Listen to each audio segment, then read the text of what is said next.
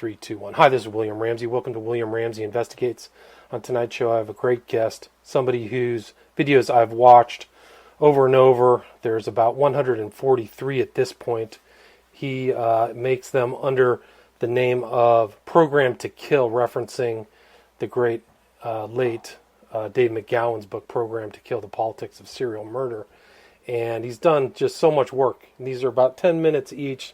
So there's tons of information on so many serial killers. His name is Patrick. I've heard him on Ed Opperman and many other places as well. But tonight we're going to talk about a specific subject. He sent me some of his specific research on this kind of theme I've been pursuing, which is the gay serial killer. So he sent me stuff on John Wayne Gacy, who we're going to talk about, and some other pretty dark subject matter. So I would not want to have the audio of this in the purview or in the close to anybody who might be sensitive. So anyway, Patrick, are you there?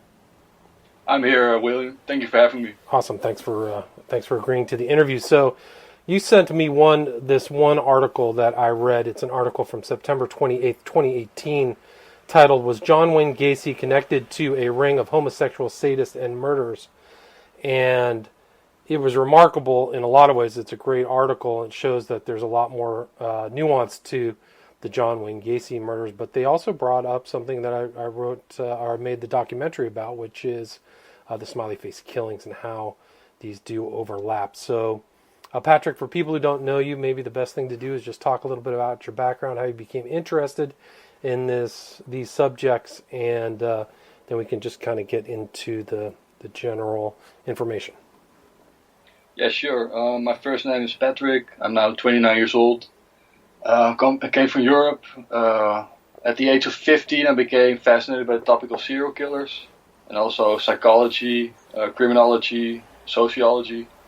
So I read a lot of books of a lot of different serial killers, going to the library. It was also the early stages of YouTube, so there's only more information available. And I think 3 years later, I also found the book Program to Kill, The Politics of Serial Murder, by author Dave McGowan, and actually thought it was just like another serial killer book, just to gain more knowledge about them, despite reading the back front, of course, the back cover. But still, after a few chapters, the information was just totally mind-blowing with all the unanswered questions that I have with all the serial killers. And he really demonstrates that all those serial killers and mass murderers have connections with the military, the intelligence agencies, Satanism, the occult, and secret societies. And I think all those topics are we going to discuss, which all combined with the serial killers. And often left out in the general narratives. The lone serial killer, not killers, it's always this individual.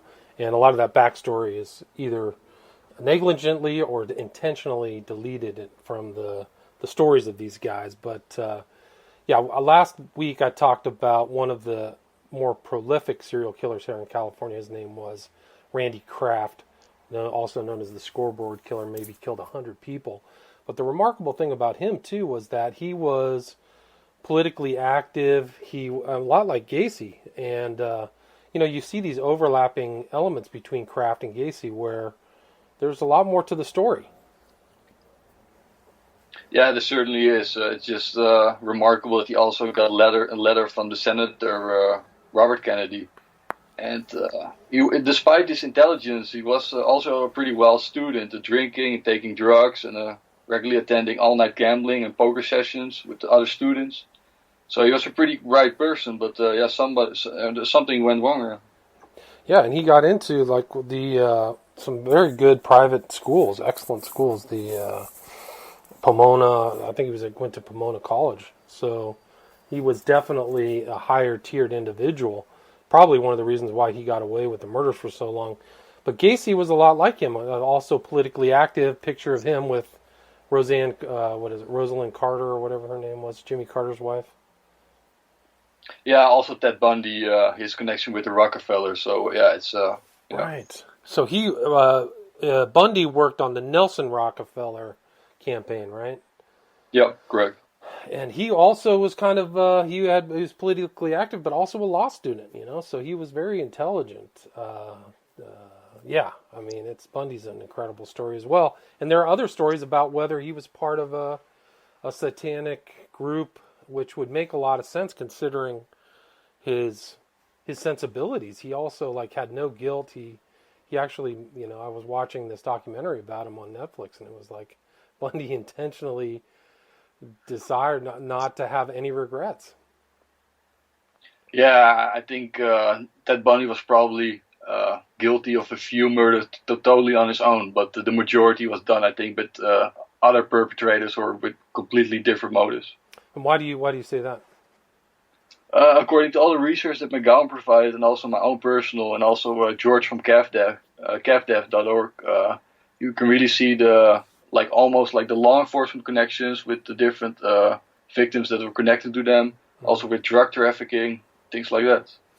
Well, it would make sense of why he got out of jail, escaped, he was let go many times. And same with Gacy. Gacy himself, I think there was one situation I read that somebody made a complaint to the police, and they just said, don't worry about it, it's not going to be a charge, somebody who was abused by Gacy. So Gacy himself was probably networked and was obtaining favors, right? Yeah, most definitely. It's also more disturbing that I think even the own news reports. There were like 3 serial killers that were abducting young male victims in California in the 70s and 80s. I talked to Dennis McDougal about one last week, Randy Kraft, but there were 2 others, Patrick Kearney, William Bonin. Can you talk a little bit more about them? Yeah, you have a character named Patrick Kearney. His IQ is estimated between 140, 180, so it's really a bright guy. He was also called the Trash Bag Killer. He was born in East Los Angeles, California. And according to one book that I read, his parents locked him up in the basement until the age of 5. And to me, that's very reminiscent of Edmund Kemper, the co-ed killer from Santa Cruz. Mm-hmm. So that's pretty interesting that he has somewhat of the similar backgrounds. And his father was also a police officer and described as a strict disciplinarian. And he was a pretty thin, sick child always. Got bullied at school. And he became withdrawn and fantasizing about killing people. And so these guys, he was also kind of like in the same kind of ambit of Dave McGowan's serial killers, and the fact that he was involved with the military, right? Yeah, actually all 3 of them were military connected through the Army or Air Force, yeah. Gotcha. And Kearney worked at Hughes Aircraft back in the day, defense contractor, building satellites, things like that, or that's what Hughes did. But he had a security clearance, correct? Yeah, he also had a security clearance, yeah. And so he was down here in Los Angeles, but I think they were in Redondo Beach, pretty close to where I am, actually. About 3 cities away. Do you also know Lars Bittaker and Roy Norris? Bittaker, no, I'm not familiar with that name. Okay. Who was he? He was called the Toolbox Killer, with Roy Norris abducting girls in his van, murder Mac, and just torturing them and audio recording everything. Gotcha. Bittaker and Norris. Were they the ones who drove around in a bus throughout L.A. as well? Yes, I know the Toolbox Killers. Yes, I'm familiar with that. John Douglas said he was the most disturbing individual who ever created a criminal profile was Lawrence Bittaker. Yeah, they still have the tape recording at Quantico and use it to desensitize agents. Wow, because they're just so cold-blooded, Norris and Bittaker were. It's weird, too, because right there's all these people, killing people on freeways. It wasn't just gay killers. It was these guys, too. There was the Hillside Stranglers. All these guys. It was terrifying back in those days. So Kearney kind of moved around, but how many people did he say he ended up killing? I think he confessed initially to 15, but other people say 21. And he was networked. I mean, people think that he was networked as well. He was traveling to Canada. He knew how to fly, correct?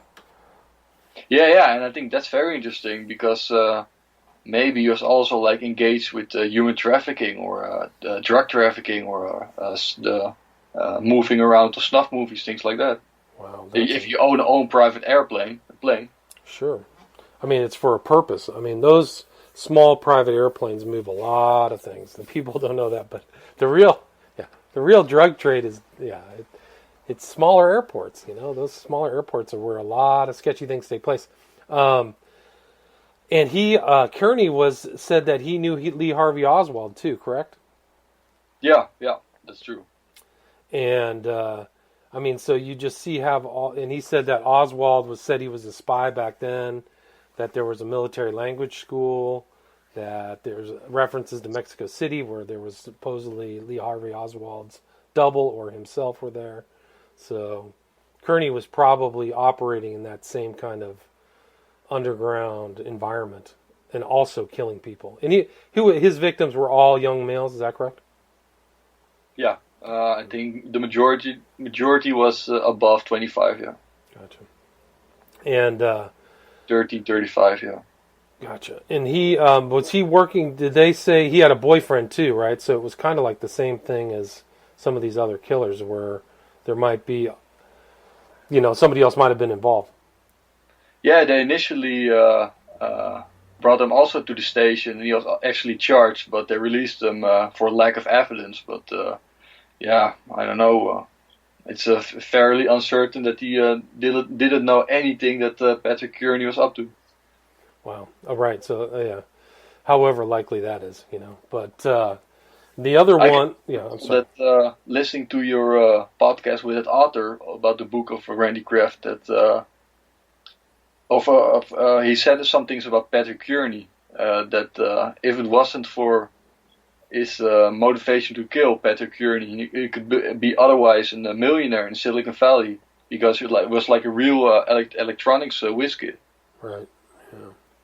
So that's also interesting. Yeah. Yeah. So I mean, these guys are smart. Like, why are they doing these evil things? Like Kraft, Kearney, very intelligent. And I mean, even you mentioned the guy up in Northern California. He had like a 150 IQ. Yeah, Lawrence Whitaker was also highly intelligent. Yeah, it's really crazy. So, just because you're intelligent doesn't mean that you're a good person.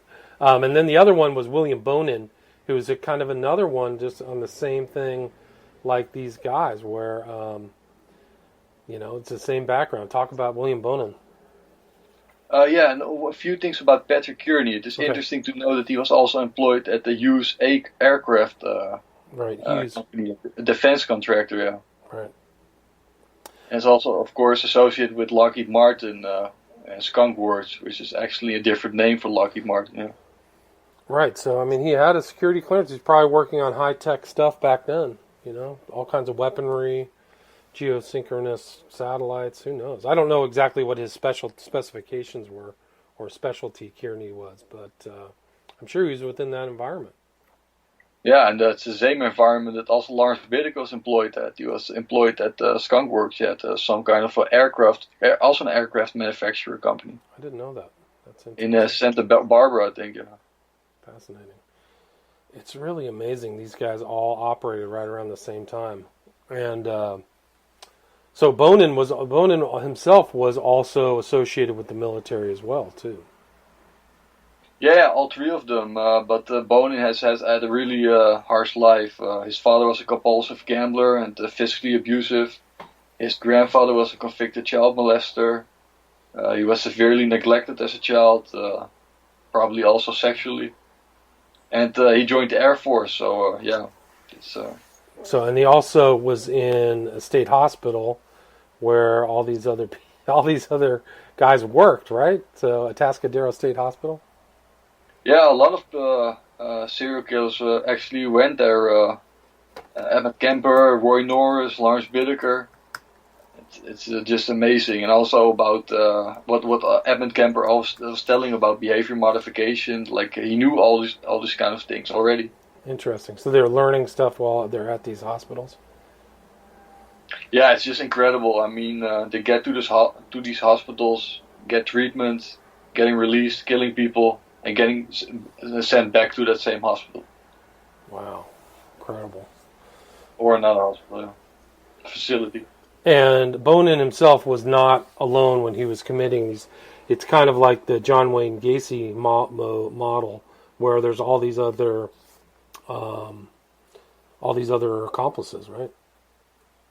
Yeah, exactly right. Even John Wayne Gacy, before his execution, told many names of other people who were associates of them and were complicit in the crimes. But now everybody wants to believe the official narrative. There's just one guy, one perpetrator, and right.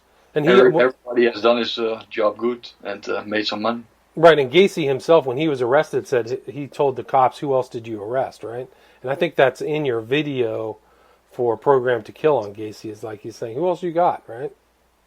Yeah, that's really McGowan's investigations. The first 20 parts of the video series is all practically McGowan's work directly from the book. Yeah. Gotcha. And so, how many people were working with Bonin when he was, or how many people were killing with Bonin when he was committing his serial killings? Yeah, at least four. One of them was called Vernon Butts, a factory worker and also a part-time magician with a fascination with occultism. So that's pretty interesting. And he freely admitted that he was taking great delight in watching Bonin abuse and torture victims. But he was also quite terrified of him, so it's pretty interesting.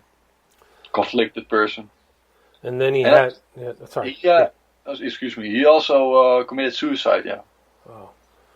Well, that's probably the weight of his conscience. On how many people did Bonin end up committing murder on? Do you know? No, not at the top of my head. No. Gotcha. But he also had other people. There was another guy, Miley, Pugh.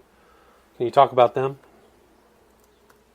Gregory Matthews Miley. He was an illiterate Texas native with an IQ of only 65. So that's like really low. I mean, that's almost like worse than mentally retarded. I think Aldous Stool had an IQ of 75. So, and he was just supporting himself with casual work and participated in many of the murders. Yeah, Bonin's death was somewhere between 21 and 36 victims. So. Yeah, a tribute to him. Yeah, you don't know if he's guilty to every single one of them. Yeah. Yeah, it's scary. Same with Kraft. He could have been over 100, which is really terrifying. Number of people to get away with killing, and nobody ever caught him until the end, which is really scary. So Gregory Miles, IQ 56, and then there was another. William Ray Pugh was involved? Yeah, he had an intense conversation in his van with him, and later made incriminating statements against Bonin in court for unrelated out of theft. So he got off some hooks, some charges. Gotcha. All right. So that's also similar thing that is also happening with court cases, that you can buy actually everyone and just file a complaint to them on the road. I see. And so.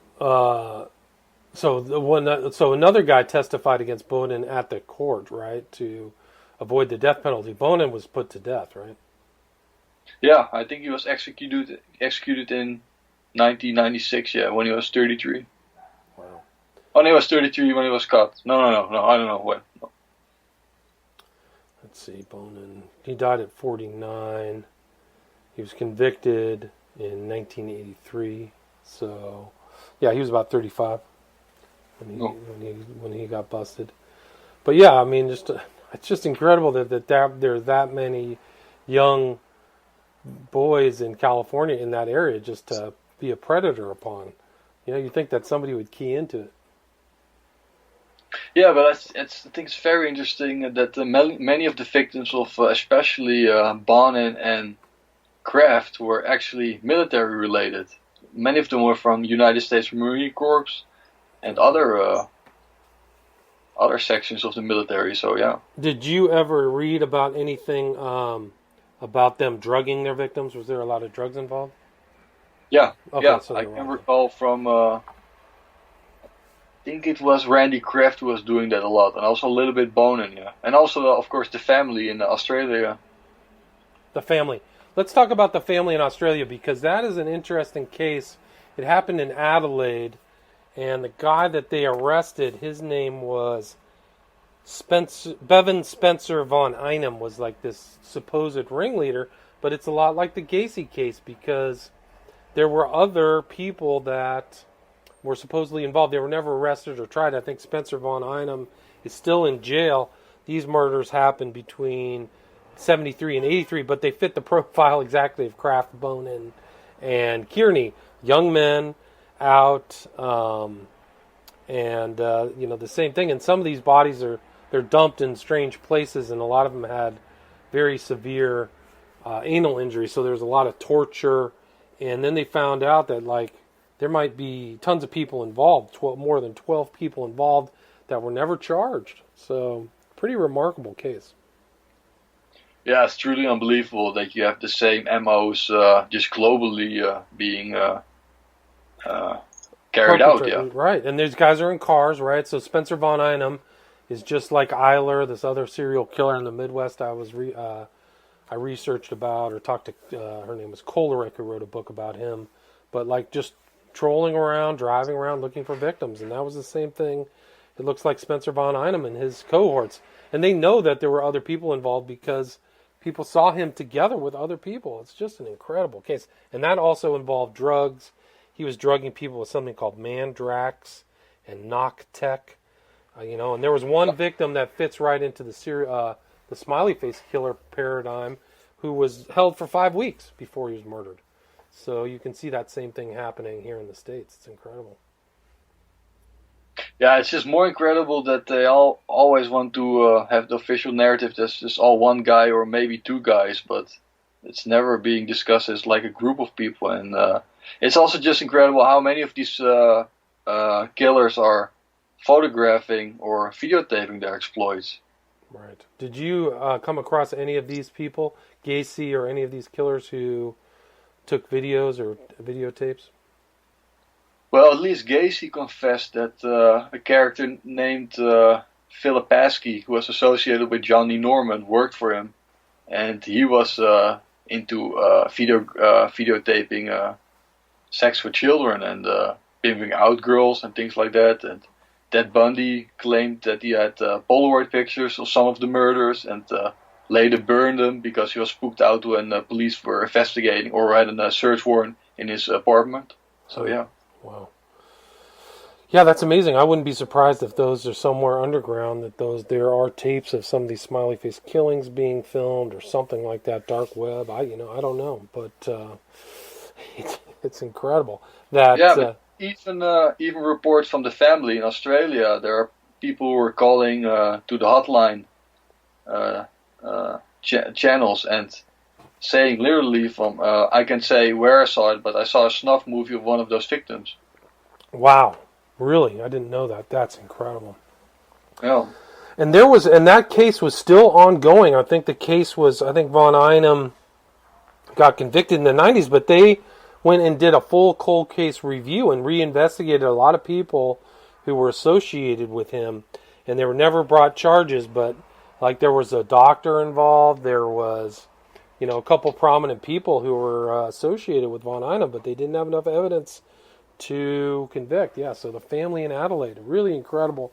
There's a really good documentary on your Program to Kill, but also your Program to Kill, by the way, if people want to see the full series, it is at LOL Field and Love on YouTube right now, as far as it's still up. So I wouldn't be surprised if it disappears, so I would highly recommend people go check that out. But yeah, you have a segment on the family in Adelaide. Yeah, let's not hope so. But I'm currently also making a website. So. Oh, good. Do you have a URL? Do you have a? I'm thinking about programtokill.net. Okay, cool. So people can look for that there. I mean, it's just a great research. It's such a, this subject still ongoing. I mean, as far as I'm concerned, in the Smiley Face Killers, there's a couple, at least groups or teams predating on young men in the United States that nobody's putting the warning out. So, they haven't been caught yet. So maybe they've been caught, but maybe only got one charge for one thing. But there's so many victims. It's just incredible.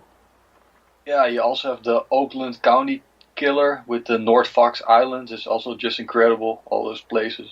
What was the Oakland County killer? I can't recall now which state. Maybe it was like Chicago. All those children were disappearing, and yes. later found murdered. And there was also some kind of secretive island called North Fox Island, and there were all these pedophiles just luring those children there with planes and just taking advantage of them. Wow, that's incredible.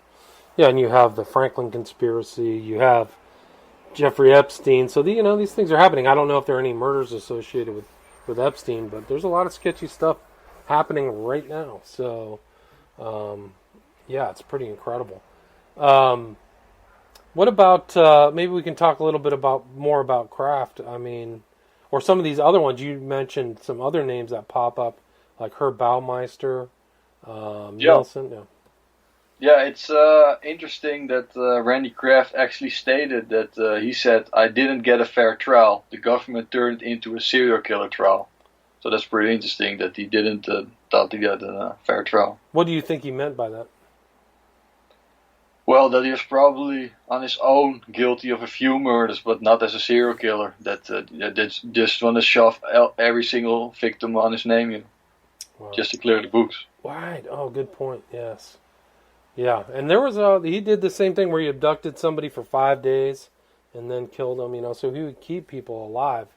And yeah, even more interesting, there were also found many Polaroid pictures of many of his victims, and police authorities actually stated that he didn't have any darkroom expertise or didn't receive any kind of employer at an Photoshop store saying what the hell is this? What kind of photographs are these? So he did have an associate processing all these pictures. I mean, that's also pretty interesting.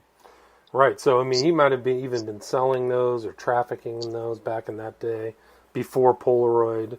Yeah, it's incredible. It's incredible. After all my research in the video series, I've researched now like 50 different cases. So it's also sometimes hard to figure everything out and memorize everything. And sure. But like every murder case, like 80% or 85% of them, every single serial killer mass murder does deal in snuff movies or some kind of photographs or videotaping of some form of abuse. Wow. So it's just really mind blowing. Where are all those videotapes and for what purpose exactly? I mean, after all my research, I think it's like dealing and trafficking and these networks with each other. Yeah, I think you're right. It's like a currency for them. I would say so. There probably is a more underground market for that. I hear that there's an underground market. There was, what was the guy, Richard Ng, and they were abducting people and taking them up into the California hills. Leonard Lake and Charles Ng. Yeah, so that was another one. They know that they were making snuff films, flat out. Terrible. I mean, horrible. That's a horror show of a case. So Kraft, I mean, it's just incredible. Like, he had this guy, Jeff Graves. I mean, they know that somebody helped him move the bodies around, right? Yeah. I think one of his former boyfriends was definitely in on the murders at some point level in time. But he died of AIDS, and when he was asked by the police, he bluntly stated, listen, I'm not going to take the fall for this. Right. Like, he knew.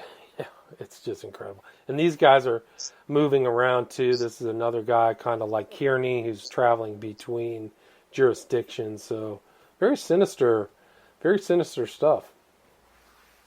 We can talk about Herb Baumeister, because this guy was also videotaping everything around him. And you can't believe it, because when the police first came to his huge estate, they saw all the film equipment, like different lenses, tripods, different cameras. And when they later came back for another search, everything was just gone. All the videotapes, like 100 videotapes, all the camera lenses, everything. So I don't know. It's a little bit speculation, but I've always had the hunch that Herb Baumeister was some kind of organizer of parties at the estate, and there was also probably some kind of blackmail, just some kind of blackmail filming of activities in that pool. I wouldn't be surprised at all. Didn't he find his victims at gay bars, kind of like Dahmer? Yeah. Yep. And they found human remains on his property. I think his kids found it, and they're like, he tried to rationalize it like Baumeister was something else, and they called him the Interstate 70 killer, something like that. And that was in the 90s. Yeah, the I-70 killer, and also Larry Eiler was also probably associated directly or indirectly with him. Yeah. You think that Eiler and Baumeister probably knew each other? I think directly and indirectly, yeah. I can't say directly because I don't have any substantiated evidence or anything. But yeah, I mean, they were dealing in the same criminal enterprises, and geographically, it would make perfect sense. Right. Yeah, I mean, they're in the same geographic area, no doubt. Probably, saw similar things amongst themselves. Like, I mean, it's just incredible when you look at all these. And what was the whole story? Do you know the story of Dean Corll out of Texas and how John Wayne Gacy knew him? Do you know about that story? Yeah, that's also just completely unbelievable that you have the Dean Corll murders, also by Elmer Wayne Henley Jr. and David Brooks, early 1970s in Texas. And actually this guy was also associated with a porn ring with John D. Norman, and John D. Norman was also very connected with John Wayne Gacy at the later stadium. Wow. Yes. So that's the connection. Is Norman is the connection between Gacy and Corll? Yeah. Yep. It's just amazing. And then Gacy himself, the latter parts of his murders, he started dumping the victims in rivers and water, right? Yeah, and that also maybe is a comparison with the smiley face killers. Yes. It seems like, this. Yeah, it is. I mean, it's kind of the same thing that happened there, the Atlanta child murders. The ability to, or somebody figured out that's where you can destroy evidence, confuse police, something like that. Just put them in water. It's just incredible that these guys kind of cross over, that Gacy and Corll. And even then you get into Gacy and the connection to Robin Gecht and the Ripper trial, because Gecht supposedly knew Gacy. Is that correct? Yeah. Apparently he was employed at PDM contractors. So you have they're all connected with each other. It's like not really a coincidence. It's Yeah, and the Ripper crew in Chicago, one of the guys just got paroled. One of the guys with the Greek last name, one of them just got paroled. So, they're still around. And the guy, Gecht, still denies everything. And there's all kinds of occultism, Satanism. I talked about him when I was on that occult crime show that's on Netflix right now. I referenced the Ripper crew. So, it's just incredible that these guys are... And, you wonder how many people know these guys are killing, right? How many people know Gacy's a killer?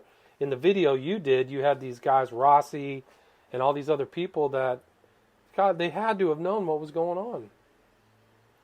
Yeah, they were living in the same house, and Gacy described the house not really as like a real house, but like someone that's always like moving out, and just like in a living place, like in a restaurant. Right, so people are coming and going. The big people who survived Gacy said they saw lights going on in other rooms, so they knew that Gacy wasn't there alone.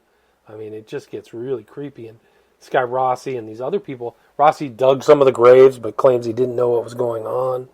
It's just off the charts. Yeah, I speculated with some other people, and we probably came to the conclusion that PDM Contractors was probably like a front for like a male prostitution ring. Oh, interesting. That's fascinating. Do you know what PDM stands for? Paint, decorating, and maintenance. And was that something that Gacy started? Was he the president? Yeah, he was. Okay, I see.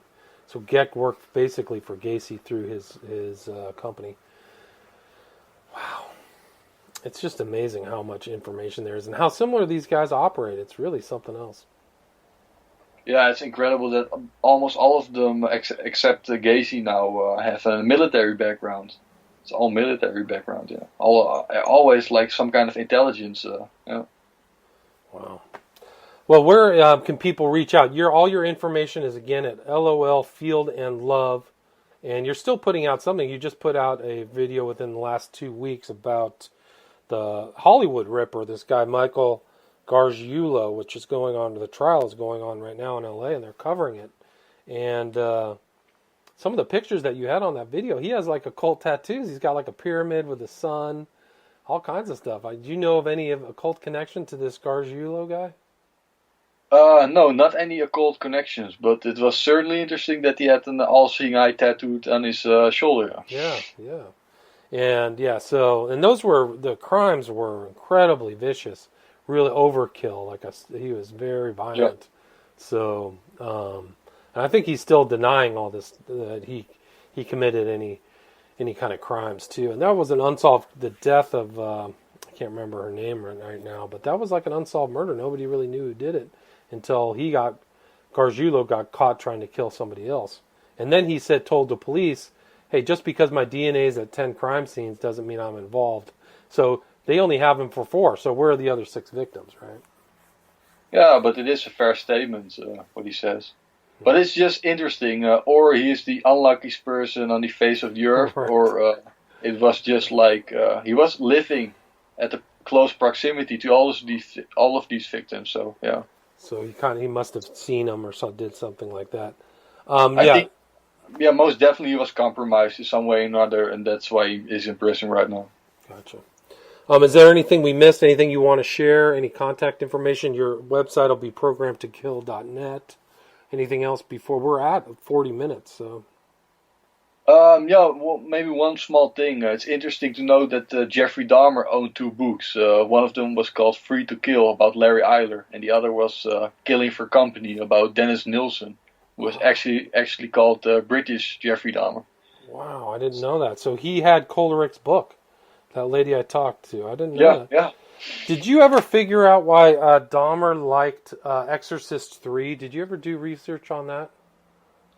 I saw the movie by myself, and I know the director or writer was a former CIA agent, and it was a really disturbing movie with really weird subliminal imagery and things, and also the storyline. But I don't know. I have always suspected that that movie was some kind of trigger mechanism to some kind of behavior.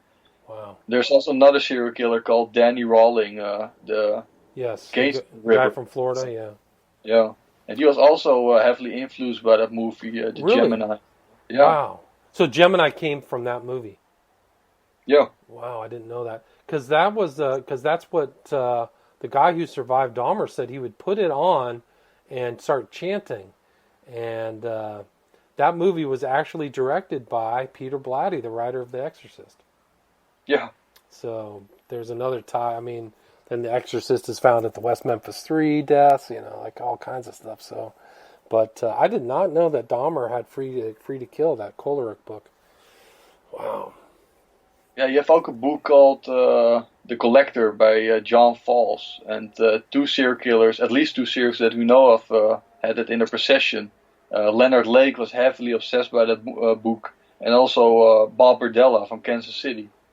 Right, Berdella was also he preferred men to women, is that correct? Yeah, correct. Yeah. So and he was also heavily into a satanic ritual abuse. He was really in a coffin, in a local coffin, yeah. So he would sleep in a coffin or something like that? No, in a local coffin, and like witch coffin. A coven. So he was in a Coven. Gotcha. Yeah. Wow, I didn't know that about Berdella. That's incredible. But those were kind of like abduction, torture, S&M type murders too, Berdella. Yeah, most definitely. And also pharmaceutical. He had a lot of drugs. This guy was completely connected with some kind of entity that provided him with all those drugs. Wow, that's incredible. It's just when you start studying him, you just see these similarities, connections. It's just an incredible work that you've done there on Program to Kill. So I commend you for that. People got to check it out. I mean, because these things are still happening today. Smiley face killers is still going on. So, it's a tragedy. So, again, Patrick, Program to Kill, thank you very much for the interview. I appreciate it. Thank you very much, William. All right. Have a good evening. You as well. Take care. Okay. Bye.